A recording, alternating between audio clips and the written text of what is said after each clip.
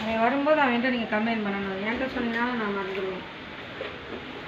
Complaint பண்ணாலும் இல்லைன்னா அப்படிலாம் பைக் போடாதப்போ சத்தமாக சொல்லிவிடுங்க. கீழே கொண்டாட கதை தூக்கி கொடுத்தேங்க. நான் கட்டளை காலிலே தூக்கி கொடுத்தேன். எங்கிட்ட கட்டளை இருந்தால் போட்டு செஞ்சு போகாத அப்படியே சோப்பா கலந்து கொடுத்தேன். வேற கை போய் காட்டுவேன்.